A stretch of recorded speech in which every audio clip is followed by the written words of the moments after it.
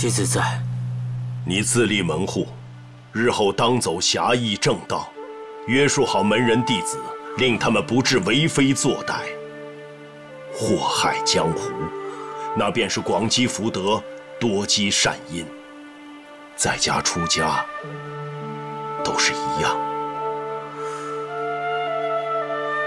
破门之事不可废，那杖责就免了吧。哈哈哈哈哈哈！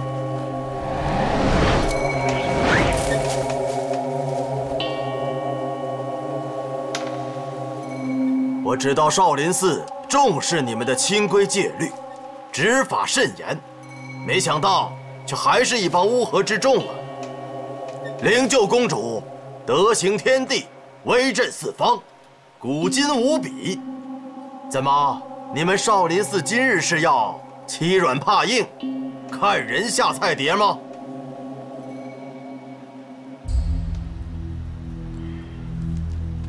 国师大义见责，老衲知错了。虚竹，你尚是少林弟子，受杖刑吧。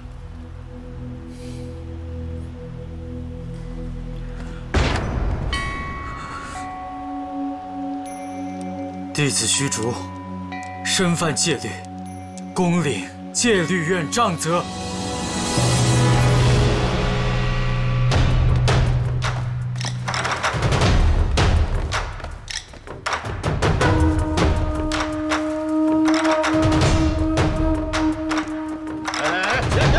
怎么了？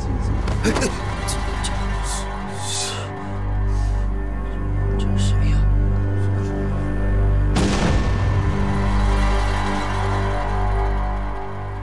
弟子虚竹，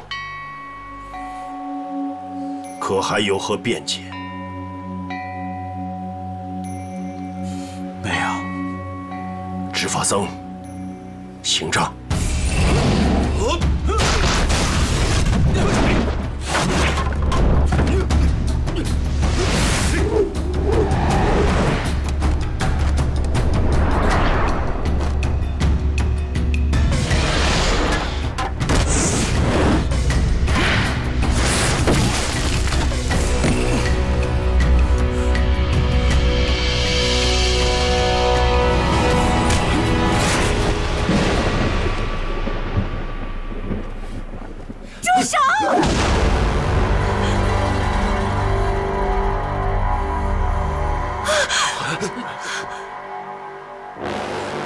你背上是什么？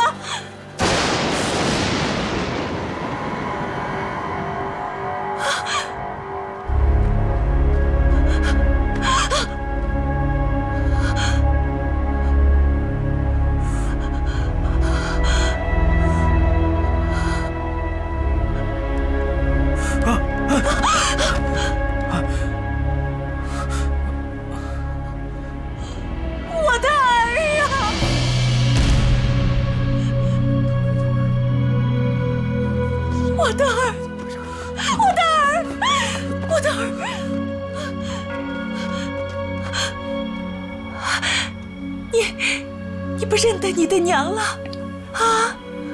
娘，你是我的娘？是啊，我是你的娘啊！我的娘？我生你不久后，就在你的背上，还有你的屁股上，烧上了9个戒点香疤。你的屁股上是不是有9个戒点香疤啊？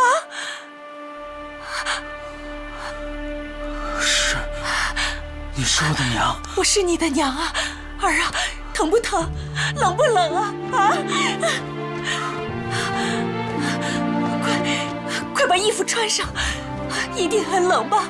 很疼吧？啊，儿啊，叫娘，叫娘啊！叫娘，娘，娘，儿啊，娘，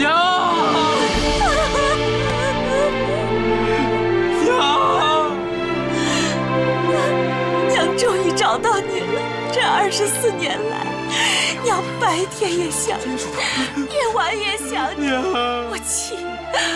我气别人家有孩子，可是那人却把我的孩子偷去了，于是我就把别人家的孩子又偷来。可是别人家的孩子哪有自己的孩子好啊？娘，我终于找到你了，我的儿啊！三妹，你老是偷别人家白白胖胖的儿子来玩，原来是这个缘故啊！哎，徐叔小子，我跟你讲啊，你娘呢是我的义妹，按理说啊，你得叫我一声岳二伯，哎，是不是？不对，这个真不对。哎，虚竹子是你师傅的把兄，按理说呢，你该叫他师伯。他母亲呢，我又是他义弟，按辈分啊，你算算，比你高2倍。你快叫我师叔祖。呸！他是我的儿子，不许你打他。阿弥陀佛，众僧暂时住手。是哪个天杀的狗贼，害得我们母子分离了24年？儿啊，我们就算走到天涯海角，也要找到这个狗贼。你娘我斗不过他们，但是我儿武功高强，你要替娘报仇雪恨。你这孩儿是给人偷去的还是抢去的？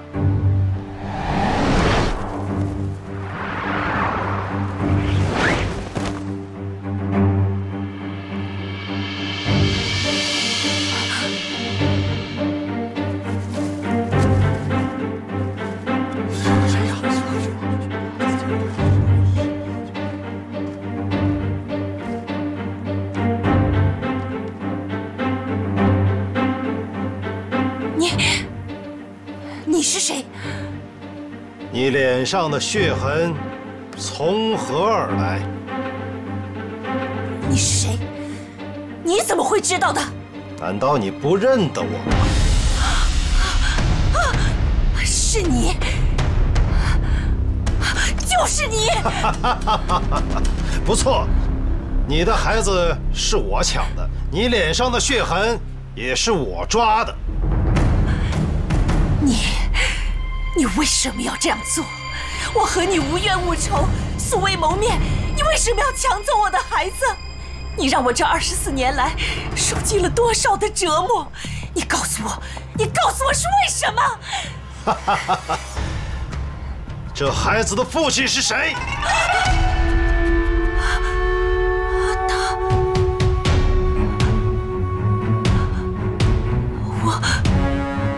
我不能说。我不能说。娘，我爹爹是谁啊？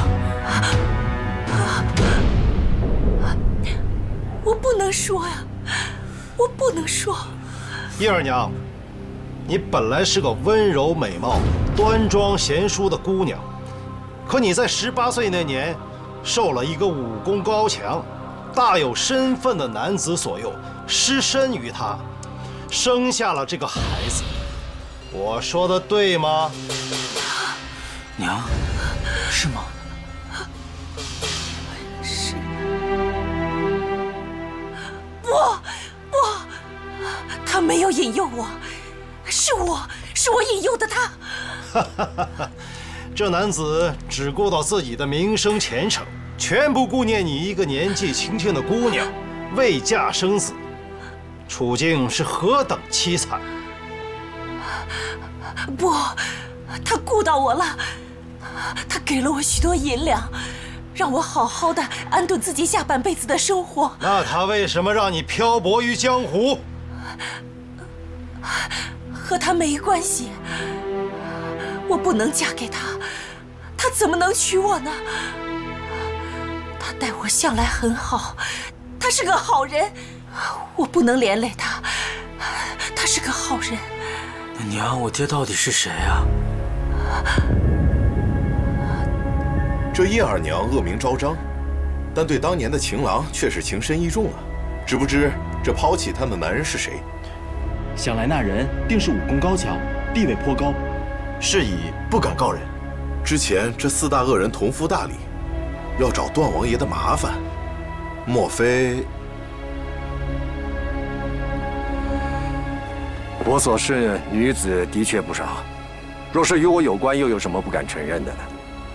纵然是在天下英雄面前名誉扫地，我段母也绝不能如此亏待她。这孩子的父亲就在此间。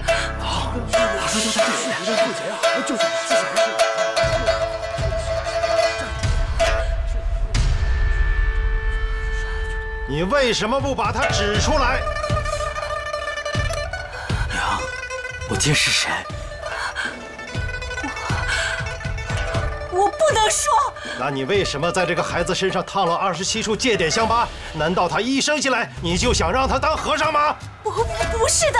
那你为什么要在他背上烧了香疤？我不知道。我求求你，我求求你，别再问了，我什么都不知道，我不知道。娘，你要是不说，我替你说。这孩子的父亲是位佛门弟子，而且还是一位得道高僧。什么人话？孩儿啊！阿弥陀佛。儿啊，赶紧扶娘下山，这个仇我们不报了。快扶娘下山，快走！你不报仇，我却要报仇。燕儿娘，你知道我为什么要抢你的孩子？是因为有人把我的孩子抢了去，令我家破人亡。你的孩子也是被人抢去了，你是为了报仇？不错，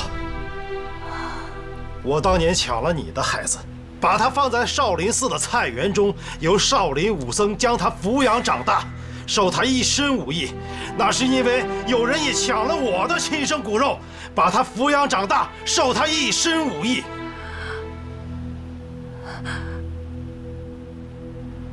你想不想看看我的真实面目？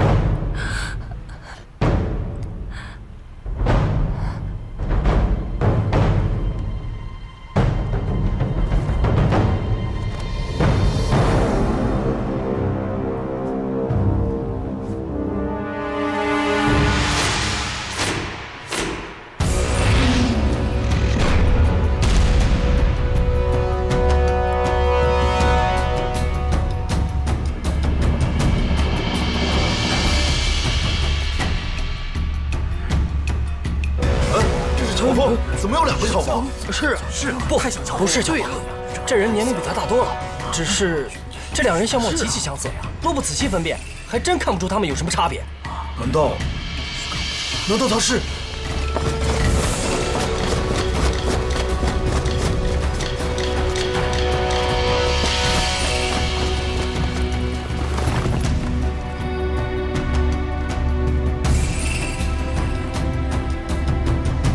你是我爹？不错，我正是你爹爹。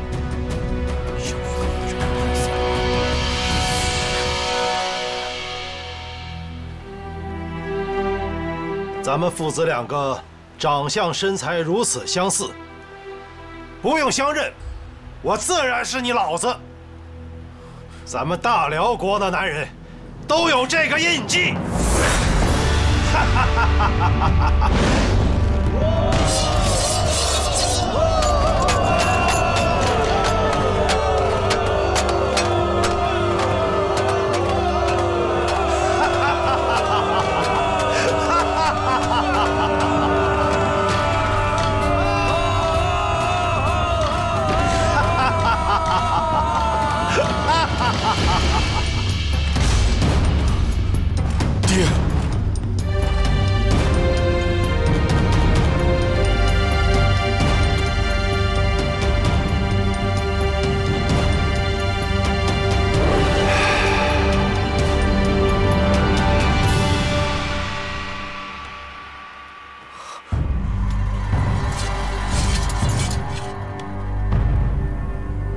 30年前，雁门关外，你娘惨遭杀害。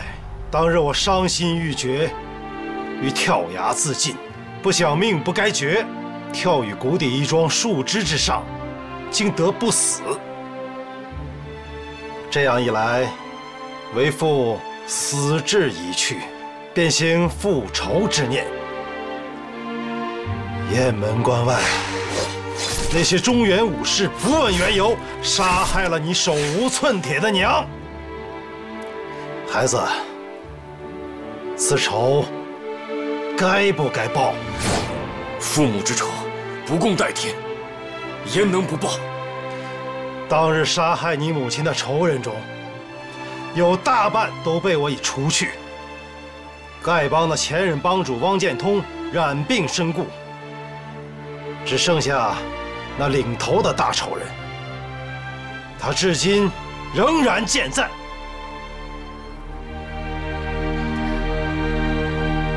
孩子，你说该拿此人怎么办？此人是谁？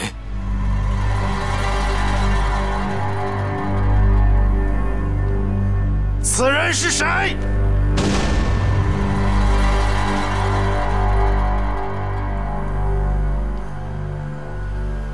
你爹我当年是辽国的山军总教头，深受萧太后的器重。那日我与你娘怀抱着你，准备去外婆家，恰逢属下来报，说我大辽国皇帝轻信谗言，要举兵伐宋，我甚觉不妥。本想回到上京，便当面亲自劝谏，可不想半路杀出数十名宋国武士，将你娘杀害。他们不知在哪里听说我要去少林寺道经，自以为为大宋办了件天大的好事，殊不知正因如此，才使得辽宋两国征战连连，民不聊生。这30年来，我藏在少林寺当中，将你们的经书瞧了个饱。少林寺的高僧们，你们有本事，今天就把我杀了，否则你们的少林武籍就必将流入我们大辽国。到时候你们再在雁门关外埋伏的话，那可就来不及了。这么说，当年那个人杀我娘，可以说算是误会，并非出于恶意。可他杀了我养父养母，害我背负着恶名。你错了，凤儿，那乔氏夫妇是我所杀。啊！是他杀的。他为什么？养父养母待我极有恩义，为什么？你是我的亲生骨肉，本来我们一家人和睦，何其之乐！他们宋国武士不问青红皂白，将你抢了去。那乔氏夫妇冒充你的亲生父母，他们不仅夺走了我的天伦之乐，还不把真相告诉你。此人岂不该死？那放火焚了单家，杀了赵钱孙，谈婆的也是你。不错，都是你爹爹我所杀。当年雁门关外杀害你娘的人是谁？这些人明明知道，却个个不肯说出真相，袒护于他。此人岂不该死？我苦苦追寻的大恶人，竟是我爹。少林寺玄苦大师亲授我武功，10年中寒暑不断。我能有今日，全靠大师栽培。为何这些南朝武人个个阴险狡诈，有什么好人？当年杀害你娘的仇人中，有丐帮的帮主，也有少林派的高僧。他们只想永远隐瞒这段血腥的罪恶，将我的儿子变成汉人，拜他的仇人为师。那日晚，我打了玄苦一掌之后，便隐身在旁。随后，你又去拜见那个秃驴，他那不可置信的样子，哈哈哈哈哈哈，确实可笑。原来这一切是小远山二位，看来以前是错怪小凤了。哼，他父子同体，老是作恶怪到儿子头上，其实啊没什么不该，你哪知道冤枉了他。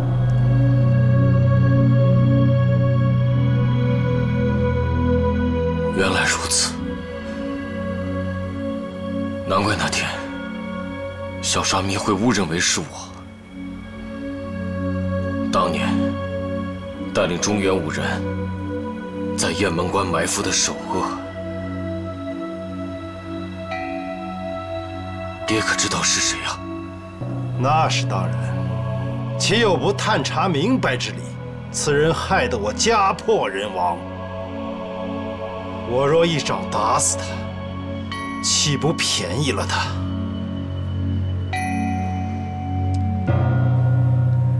叶二娘，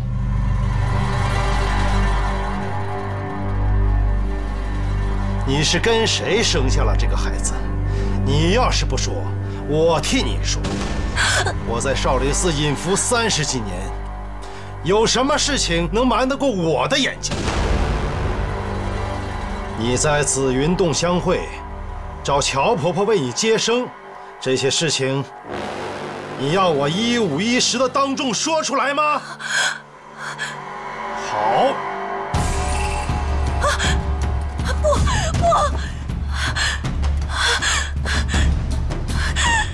小老英雄，我求求你，高抬贵手，大仁大义，放过他吧！我的孩儿和你家公子是八拜之交，求你看在他年纪这么大的份上，还有现在的江湖地位，你要杀要打，你冲我来！我求求你，放过他吧！小老英雄，娘，娘，快起来！娘，快起来！善哉，善哉。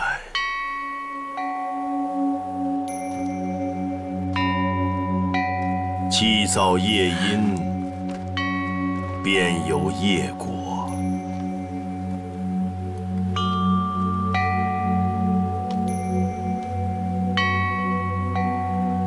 虚竹，你过来。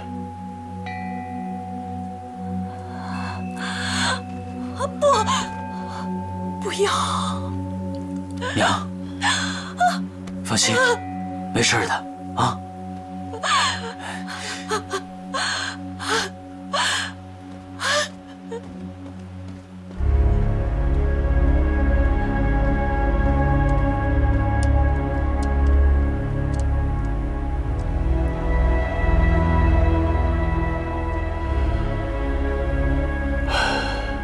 你在少林寺24年，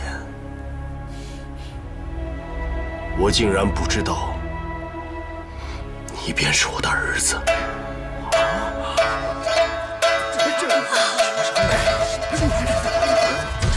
方丈的儿子，还是真样啊！这个不合适。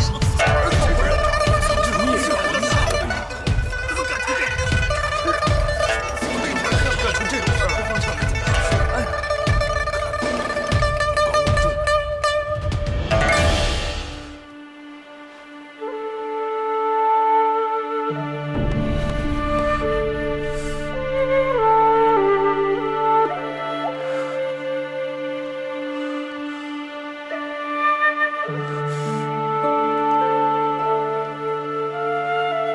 萧老施主，你与令郎分离30年，不得相见。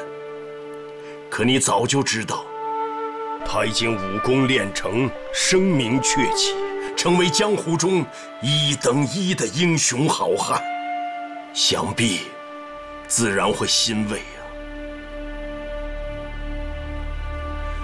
而我与我儿日日相见，却只知他被强者掳去，不知生死，反而日夜为此而悬心不已。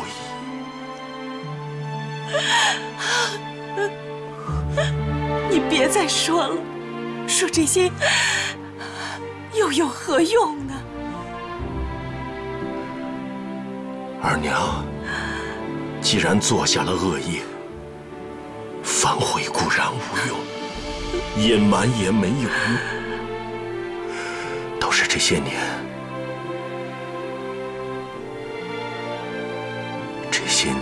让你受苦了。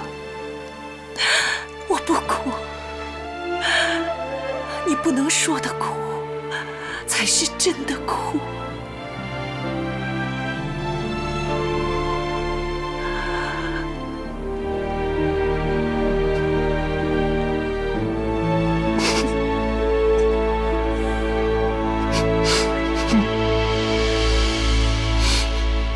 萧老施主，雁门关外一役，老衲铸成种种大错。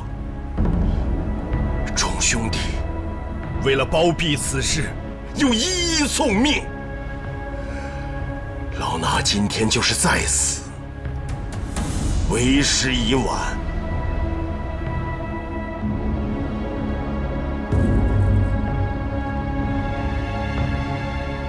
慕容博老施主，当日你假传音讯，你说契丹武士要大举来少林寺夺取武学典籍，以致酿成种种大错。事到今日，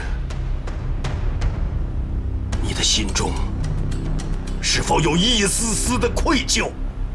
所以当年的大恶人是慕容博。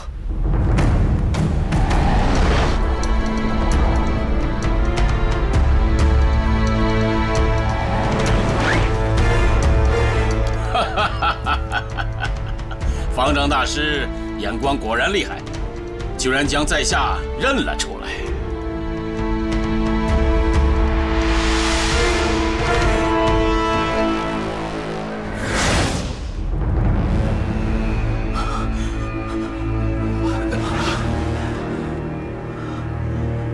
天，主公，主公，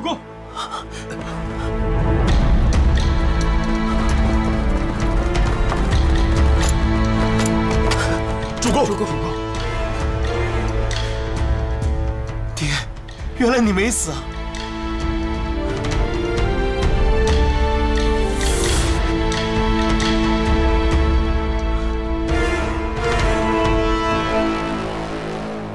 慕容施主，你我交好多年，老衲素来敬重你的为人，对你自是深信不疑。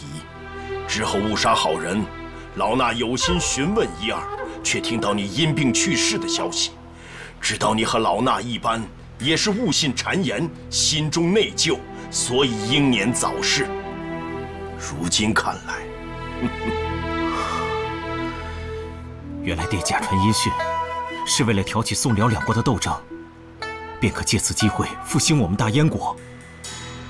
慕容施主，原来你姑苏慕容氏是帝王之敌，你所图谋的大事，事实证明终究难成，还害了许多无辜的性命。谋事在人，成事在天。如此说来，我玄卑师弟也是受你所害。你想挑起大力段氏和少林派的纷争，因此痛下杀手。你本想是段家的一阳指，只是你学艺不精，无奈你只能使用你慕容家的看家本领，最终偷袭害死了我的师弟。慕容施主，你为达目的不择手段，实在残忍至极。老方丈，了不起，只可惜你明察秋毫之末，却未见于心。我与萧兄在贵寺隐藏多年，你竟一无所知。明白别人容易，明白自己甚难。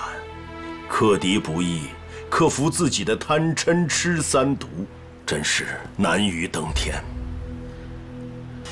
老方丈，念在你我昔日相交多年的故人之意，我都会直言相告。你还有什么事情想问在下的吗？马大元是被他的妻子和白世敬合谋害死。段王爷曾言，白世敬是被一蒙面人所杀，但不知那蒙面人究竟是你慕容施主，还是萧老施主？白世敬是我杀的，我萧某平生最恨背叛之人，此人背叛我而在先，我自然是容不得他。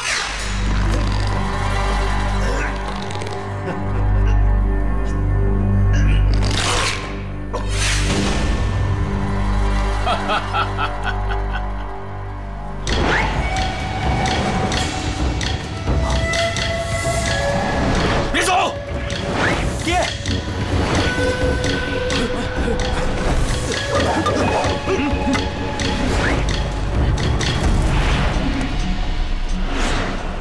我少林寺乃佛门善地，非是私相殴斗之场，众位施主请勿擅进。阿弥陀佛。非也，非也，此少林非彼少林了吧？现在的少林寺已经成了专养私生子的善地了。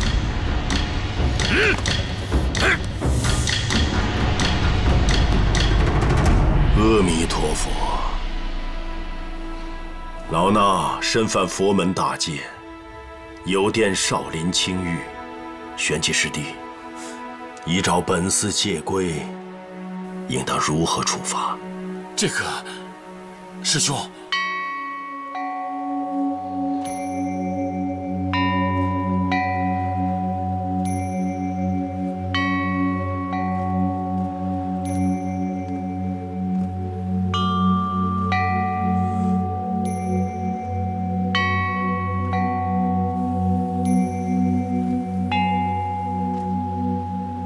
按律处罚，虚竹，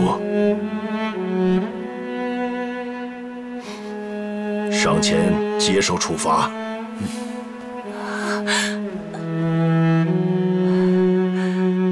娘，这个罚我是一定要受的，你放心，没事的。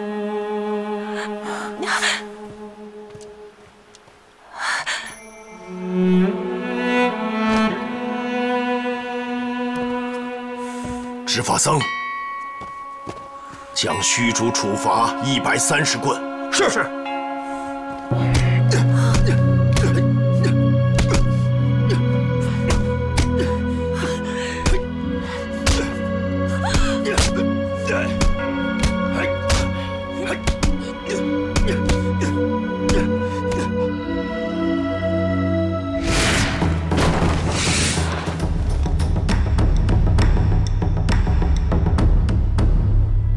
萧远山，你们父子俩一起上的，还是咱们单打独斗，拼个死活呢？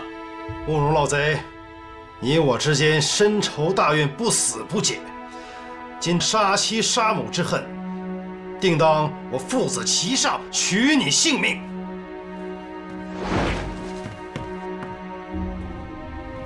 慕容施主。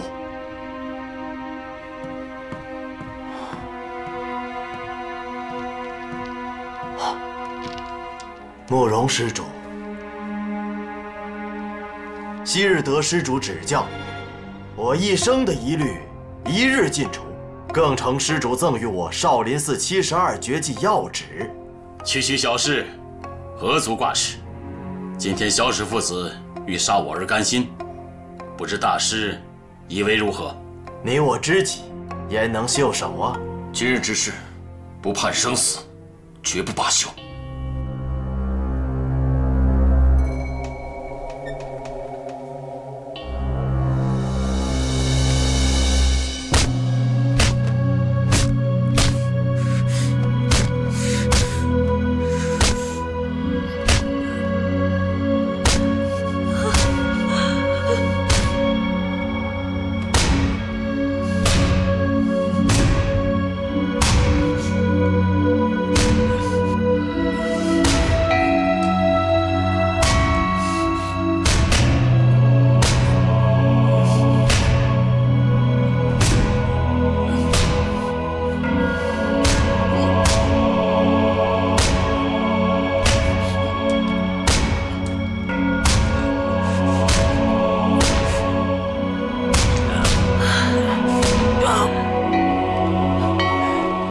禀方丈，受刑完毕。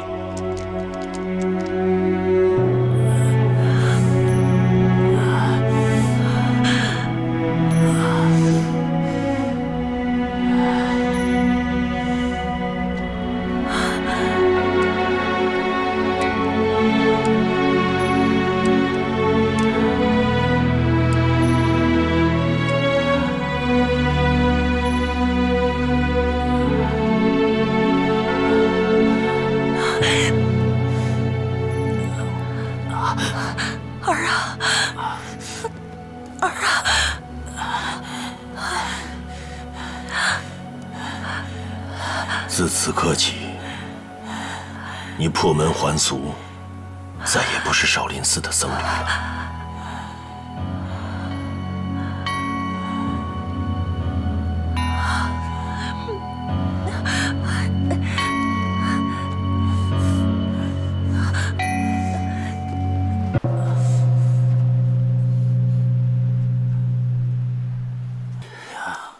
我没事。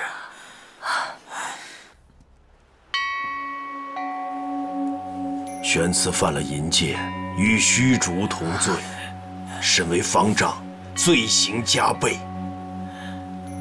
执法僧，将玄慈重责200棍。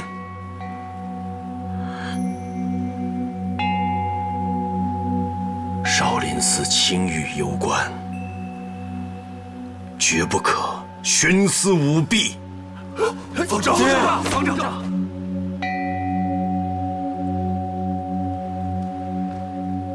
少林寺千年清誉，岂能毁在我的手里？是。执法僧，用杖。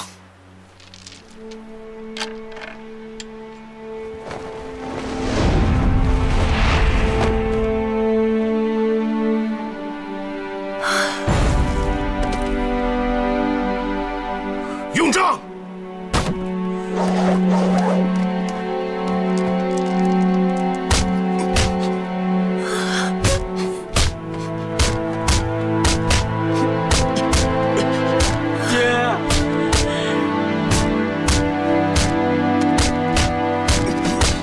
师兄，快运功护身呐！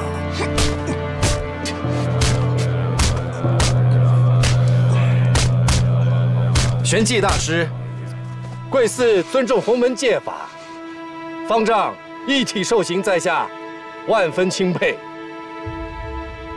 但玄慈大师年纪老迈，又不肯运功护体，这200下只怕是经受不起啊！娘。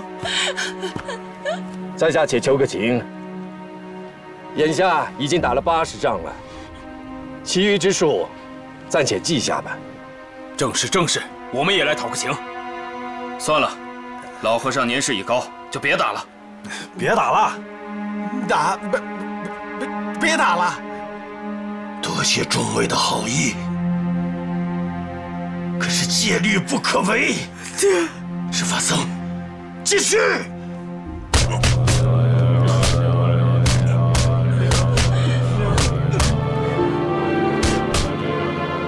师兄，快运功护身啊！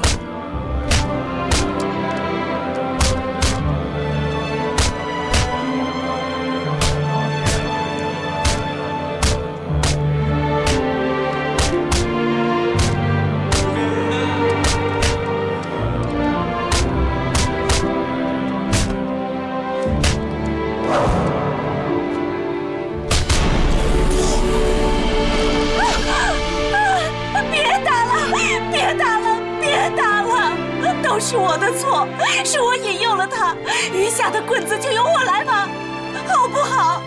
别打了，别打了。是，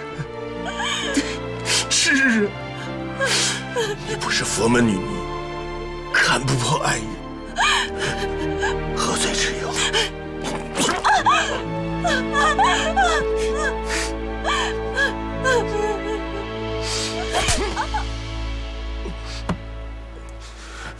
虚竹，爹，你俺你娘扶下去。爹，走。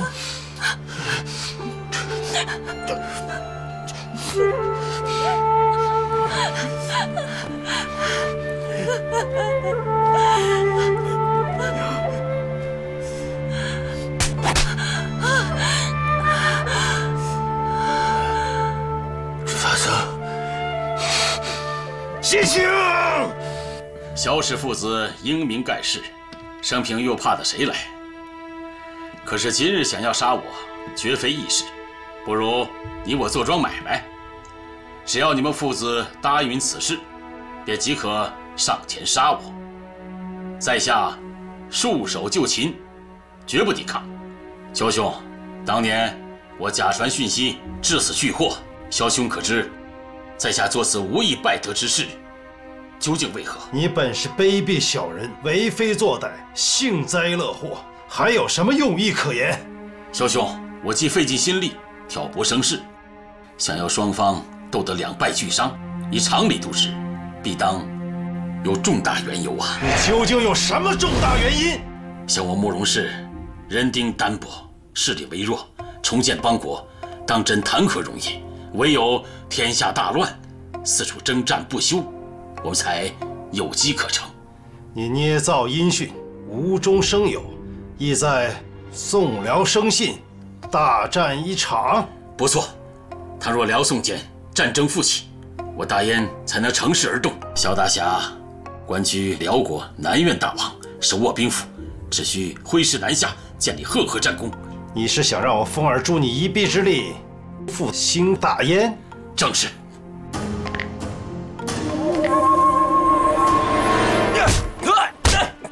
行战完毕。爹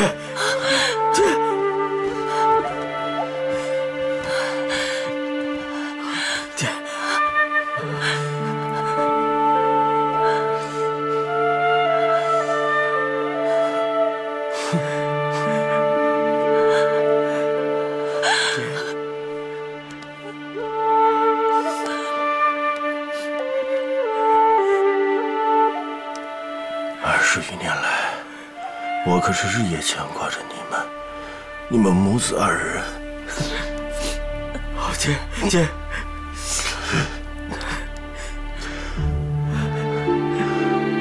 我知道，我自己犯下了大错。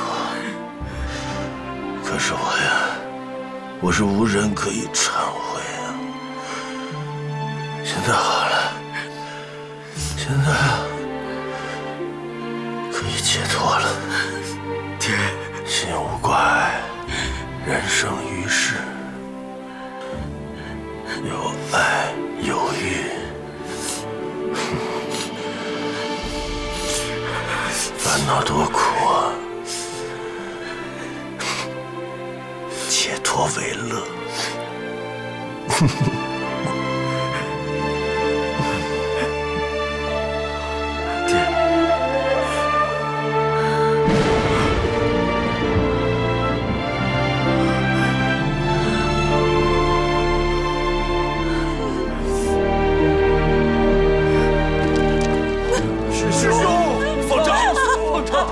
方丈，师兄，爹，你怎么可以就这样离我而去呢？阿弥陀佛。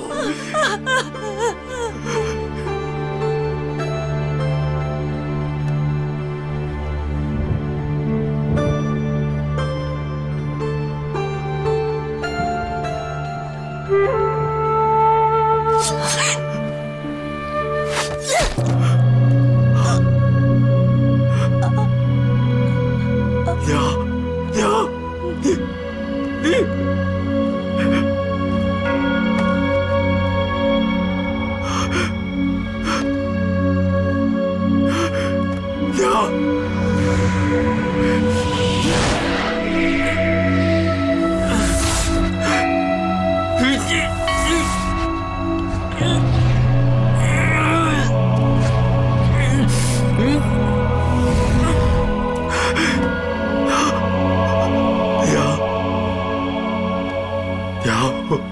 们一家人今天才刚刚相遇啊，娘。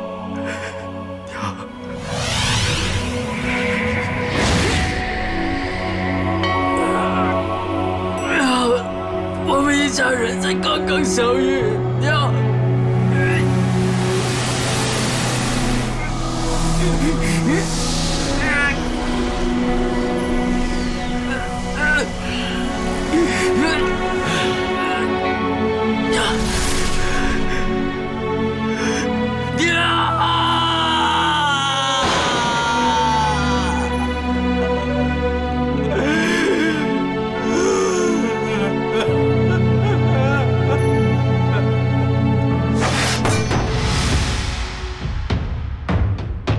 枭雄只需接受此倡议，便可汲取在下性命，在下绝不抗拒。凤儿，这老贼所言倒也不假，你看如何？杀母之仇，岂可不报？但慕容老先生，您将此事说成了买卖交易，如此肮脏之事，并非我们萧氏父子所为。我萧峰绝不会中了你的圈套，成了你手中杀人的刀。弑君之路，忠君之事。你身为辽国大臣，即便不为父母私仇，也应精忠报国。如此乐事而不为，你对得起大辽吗？我精忠报国，是保土安民，并非为一己私利。我们杀得血流成河，尸骨如山，凭什么你慕容氏就能趁机复兴你燕国？岂有此理！再者，你可曾见过边关之上宋辽互相仇杀的惨状？不论大宋大辽，两国人民妻离子散，家破人亡。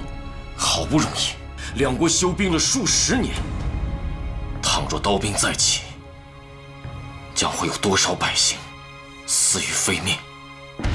善哉善哉，萧居士宅心仁厚，以天下苍生为念，当真是菩萨心肠啊！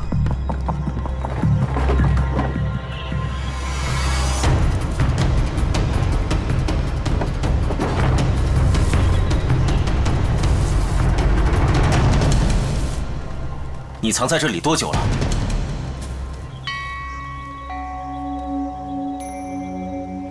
哦，我也记不清楚了。这位萧老居士最初来看经时，我也来了10多年了。后来慕容老居士也来了，前几年那天竺僧波罗星也来道经。唉，你来我去的，弄得经阁的经书乱七八糟。那我怎么从未见过你呀？居士全副精神放在武学典籍之上，心无旁骛，自然瞧不见老僧了。记得居士第一晚来阁中借阅的是一本无相截止谱，嗨，从那晚起，居士就进了魔道啊！可惜呀，可惜。这些你怎么知道？居士第二次来借阅的是一本般若掌法，当时老僧见居士越陷越深，心中不忍呐，在居士惯常取书之处放了一本《法华经》，只盼居士能借去参悟。不料居士与正宗佛法弃之不理，找到一册伏魔杖法，便欢喜而去。唉，沉迷苦海，不知何日方得回头啊！慕容居士乃是鲜卑后裔，久居江南。老僧本以为居士必有沾到南朝的文采风流，岂知居士也对我祖师的威严法语不屑一顾，挑到一本拈花指法，便如获至宝。两位居士乃是当世高人，行事却也如此愚昧，于己于人呐，都是有害无益呀。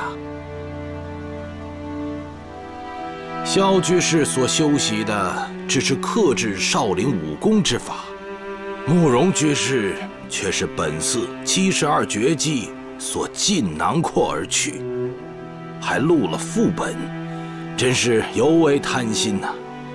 想来这些年，慕容居士已必将这72绝技融会贯通，说不定已传授令郎了。是了，令郎年纪尚轻，功力不足，想来是传之这位天竺高僧。鸠摩智大师，你全然错了，次序颠倒，大难已在旦夕之间。什么次序颠倒？大难就在旦夕之间。这位老僧说话，未免也太危言耸听了吧？不是危言耸听啊，国师，请你将《易筋经》还给我吧。什么《易筋经》？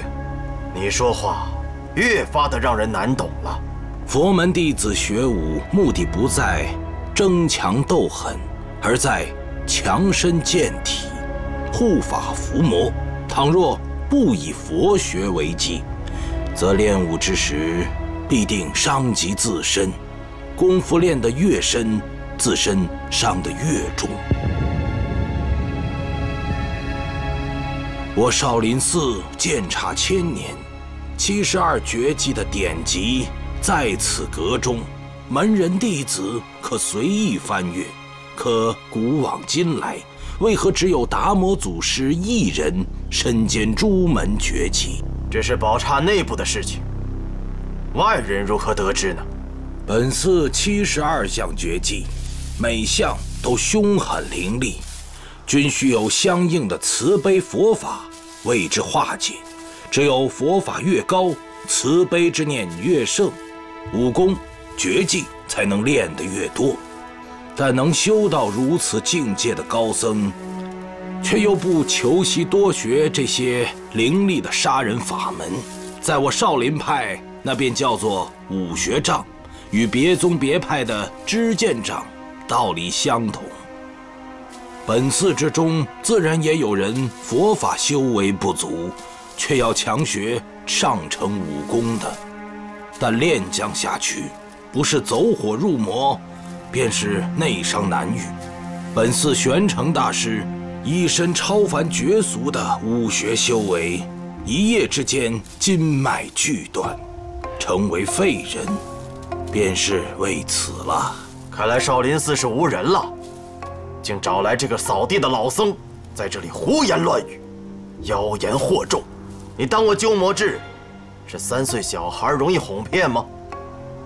你说少林寺72绝学不可尽学，那我为何学会了？我为何没有经脉齐断，成为废人？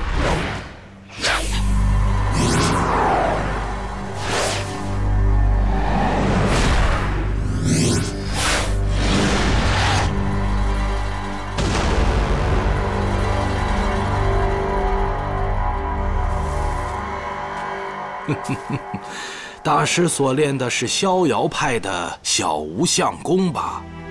以此为根基，本寺的72项绝技倒也可练，只不过细微之处不免有点似是而非吧。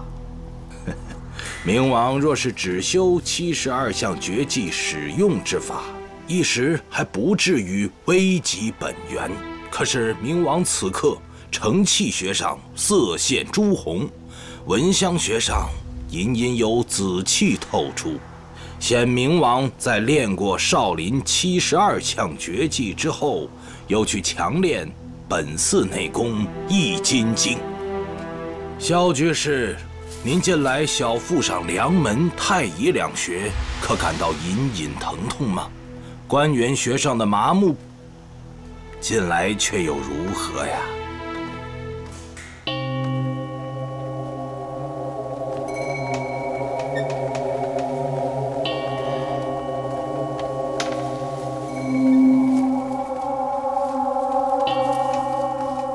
神僧明鉴，关元穴麻木之处10年前只有小指般大小，而如今却有碗口般大。神僧既知家父病根，还请慈悲解救。萧施主宅心仁厚，不肯以私仇而伤害宋辽军民，如此大仁大义，不论有何吩咐，老衲无有不从啊。谢神僧。萧老施主之伤，是因练少林派武功而起，欲觅化解之道，便须从佛法中去寻。慕容老施主视死如归，自不许老衲多言。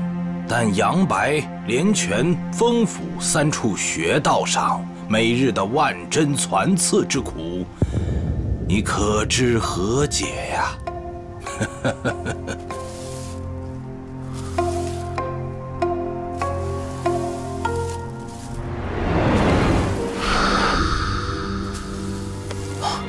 爹，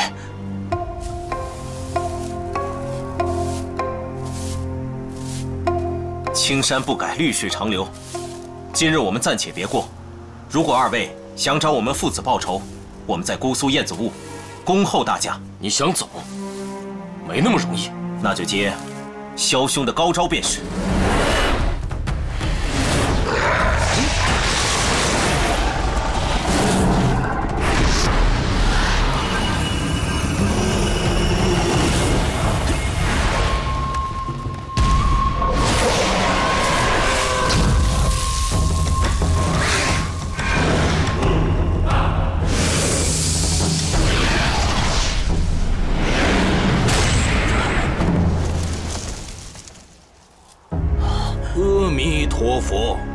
佛门善地，2位施主不可妄动无名啊！在下蛮荒匹夫，草野之辈，冒犯了，还恳请神僧医治家父之伤。老衲已经说过，要化解萧老施主的内伤，需从佛法中寻求。我问萧老施主一句话：倘若你有治伤的能耐，那慕容老施主的内伤，你肯不肯替他医治？这慕容老贼，杀我爱妻，毁我一生，我恨不得将他碎尸万段，又怎会帮他医治？你如不见慕容老施主死于非命，难消心头之恨吗？不错，老夫这30多年昼思夜想的，便只有这一桩血海深仇。那倒容易。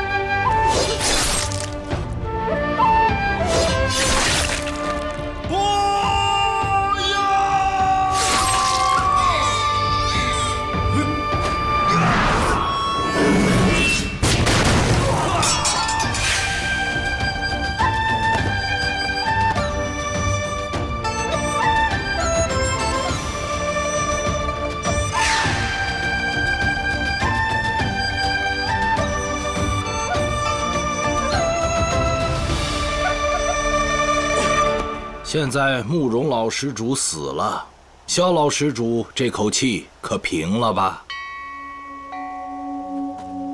爹，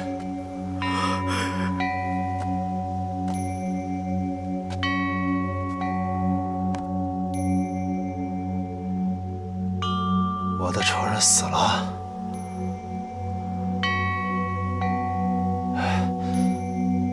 那我该去哪儿？我要回我的大辽国，我还是到雁门关山外隐居，我还是带凤儿去浪迹江湖。这是为什么？这些都是为了什么？萧老施主，你要去哪里？这就请便吧。我已经无处可去。慕容老施主是我打死的，你未能亲手报此大仇，是以心有余憾，是也不是？没有。就算你不打死他，我也不会去杀他。可慕容少侠要寻老衲报仇，这如何是好？神僧是代我出手，如果慕容少侠要报杀父之仇，那就冲着我来吧。他取了我的性命也好。凤儿，你回大辽去吧。咱们的事情办完了，我在江湖上也没什么牵挂了。慕容少侠倘若打死了你，你儿子势必又杀慕容少侠为你报仇，如此冤冤相报，何时方了？不如天下的罪业都归我吧。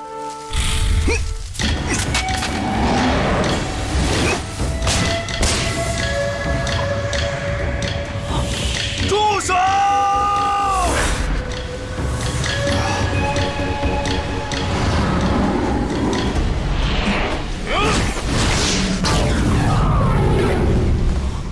好俊的功夫，降龙18掌果然是天下第一。是时候该走了。别走！放开我爹！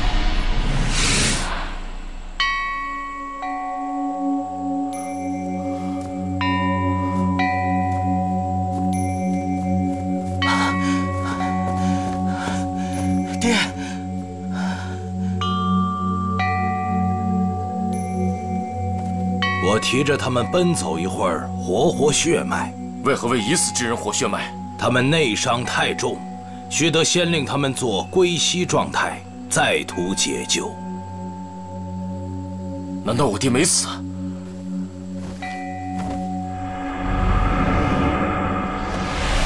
你干什么？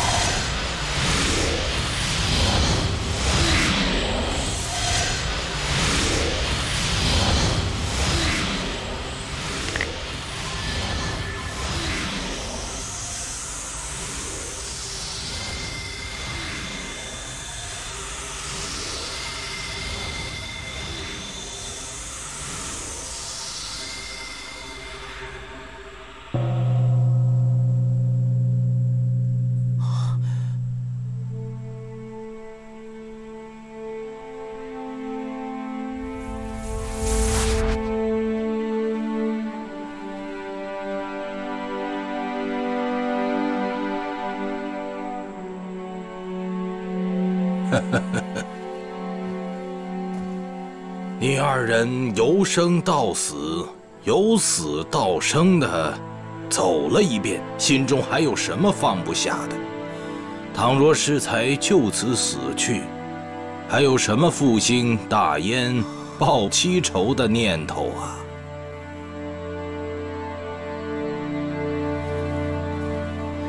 弟子枉在少林寺待了30年，心中却无半点慈悲，请师父收录。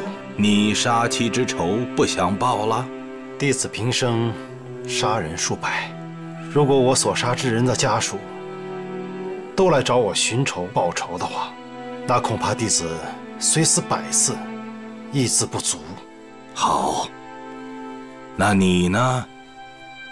庶民如尘土，帝王亦如尘土。复兴大燕是空，不复亦空。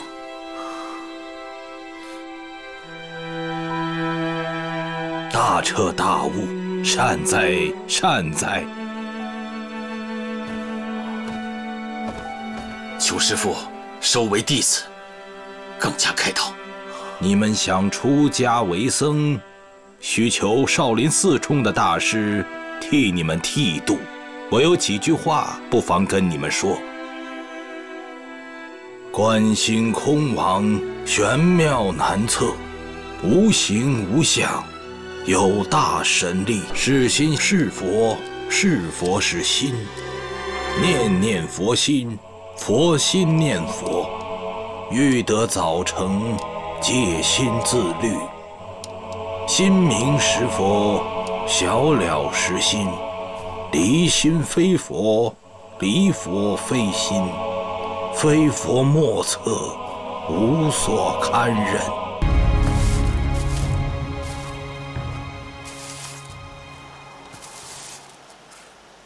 山僧，请允我与我爹再见一面。萧施主，令尊已在本寺出家为僧，今后一心向佛参禅。我爹年事已高，今若不愿与我相见，只怕日后难再重逢。他要转告施主，他尘缘已了，心得解脱，愿施主勿以为念。萧施主在大辽为官，只盼宋辽永息干戈。辽帝若有亲宋之意，请萧施主发慈悲心肠，眷顾两国千万生灵啊！阿弥陀佛。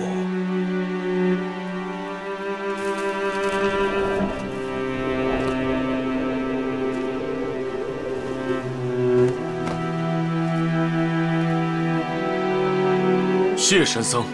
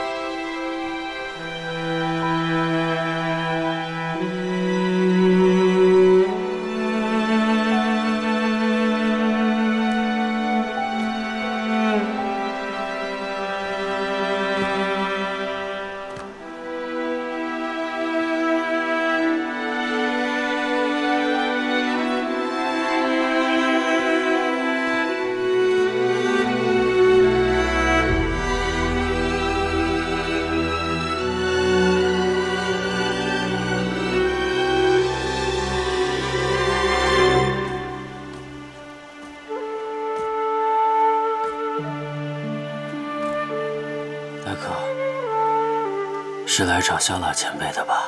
他尘缘已了，已再次出家为僧。我将丁春秋交给戒律院了，他们每年会给他解药，来延缓生死符对他造成的苦痛。丁春秋余生会在少林寺里度过。